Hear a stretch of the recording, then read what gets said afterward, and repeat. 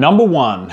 Prismatic Evolution's Pokemon Center Elite Trainer Box will be the most expensive main set sealed product from the whole Scarlet and Violet era. What I mean by that is we're excluding super premium collections or premium collections. These are just, elite trainer boxes from holiday sets and booster boxes from main sets. Now, I think Prismatic Evolutions, it is by far the strongest set from the whole Scarlet and Violet era. Its total set value far eclipses anything else, and it looks like it's probably going to stay that way for the foreseeable future, unless it gets massive waves of printing being dumped out there. But one thing that won't get massive waves of printing is the Pokemon Center Elite Trainer Box. Beautiful stamp promo inside there. We know how well Scarlet and Violet era Pokemon Center Elite Trainer Boxes have been going. The stamp promo adds so much weight, particularly of how hard they are to grade a 10, and that grading play with that gem mint toughness adding massive weight to the promo, stacked with the fact that it's already a phenomenal Pokemon card set. I think this will be the most expensive main sealed product from the whole Scarlet and Violet era. Number 2, speaking of stamped promos, stamped promos will continue to add weight. We've of course seen huge prices on stamped promos over the years when it comes to Pokemon cards, all the way back to, staff stamp promos. Now with the Pokemon Center Elite Trainer Box stamp promo, and the best example of this is Surging Sparks. Surging Sparks Shinji Kanda artwork with the Magneton is another absolute goal. It is an awesome looking promo, and look at the difference between the regular Elite Trainer Box promo with the Magneton on there and the Pokemon Center exclusive stamped promo. The only difference between the two cards is of course that stamped Pokemon Center logo on there, and what a difference it makes. Over 10 times the value, all thanks to that little stamp promo. So that's something to look out for. There's some awesome ones down here in Australia. We get the EB Games stamp promos. I've got some beautiful ones with Charmander and Umbreon, and those cards are worth a lot of money, so stamp promos will continue to do well. Number 3, speaking of Shinji Kanda, I think her artwork will continue to carry Pokemon cards. Now this might sound a little bit rough on the Pokemon, but it's more a credit to Shinji Kanda, and it's more than that. This conversation, or point number 3, is more than just that, but let's get into it in a second. So Shinji Kanda, most people probably remember him for the beautiful Giratina artwork from Lost Origin, but we've seen more than that. There's other artwork. Magikarp from Paldea Evolved is probably the best example. And there's an old saying, you can't polish a turd, and I'm certainly not calling Magikarp a turd, but the fact of, how good the artwork is on that Pokemon card to really bring that card to life and make it as expensive as it is, it's really credit to Shinji Kanda's artistic ability there. Magikarp could have been, as an illustration rare, a $15 card, but it's more than that. Like, it's an over $200 card, and it's all thanks to that artwork. And, we've got more examples to come. I mentioned the Magneton from Surging Sparks. I believe there's a card in the black and white expansion that's about to come out, which has some Shinji Kanda artwork. So, and to follow on more than that, rather than just giving sole credit to Shinji Kanda, it's more than that lately. With illustration rares and special illustration rares, Pokemon is becoming more artistic. The cards themselves are becoming more artistic. And I think this whole premise of Pokemon cards being artwork and collectible artwork in themselves is only going to add value as a whole to the whole TCG and individual cards. Point number 4. Fusion Strike will be $1,000 by the end of next financial year. So we're about to close out the 2024-2025 financial year. Come the end of 25-26 financial year, so June next year, 12 months time, my prediction is Fusion Strike will be a $1,000 booster box. It will continue to be the second most expensive booster box behind Evolving Skies.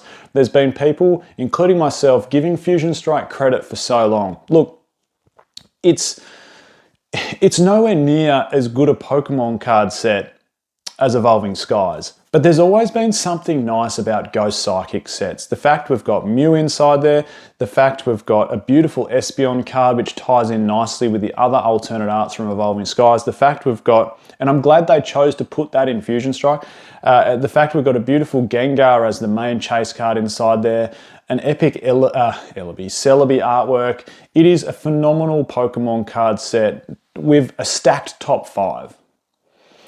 Coupled with the fact that the Elite Trainer Box and the Booster Box, particularly the Booster Box, actually have some color to them. Like, they are a beautiful collectible artwork in themselves with Mew on the front there. So a sealed Fusion Strike Booster Box will continue to rip up in price. And look, it might stabilize for a while, but it's gonna go back up before we know it. It's gonna be $1,000, that's my prediction, by end of financial year next year.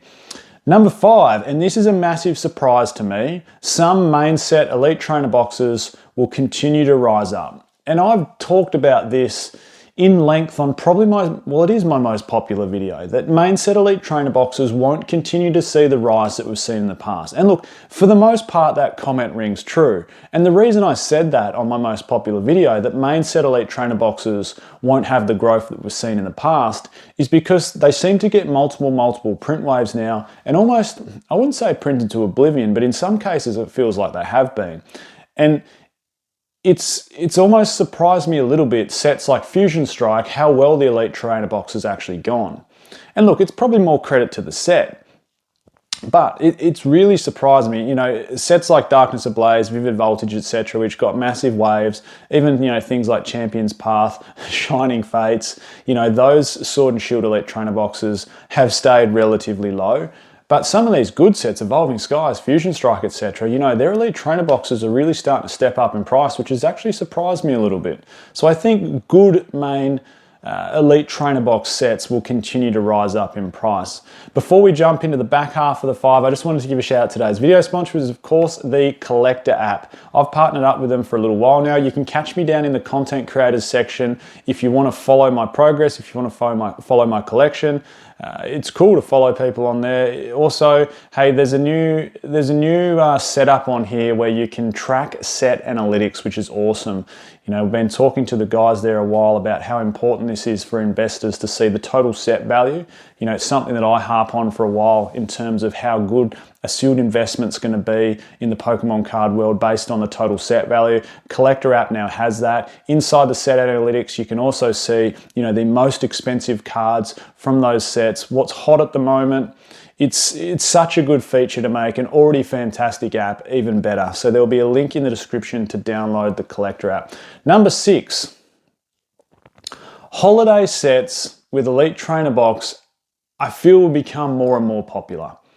And we're starting to see that more and more. If we rewind back to Black and White era, okay, we had, well, next to no holiday sets, did we? And then we go to XY era and we started to get things like Generations come into play, which was a holiday set with no booster box.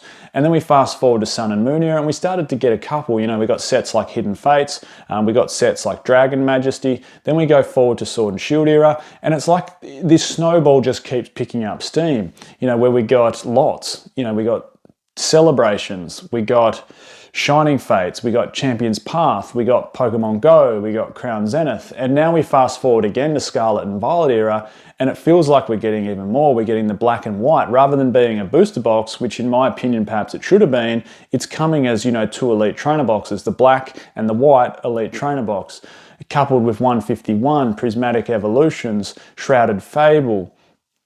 What else did we have? Paldean Fates, didn't we? 151, like, it just feels we've had so many holiday sets now, and I think it's going to become the new norm. And I don't think it's going to be death to the booster box.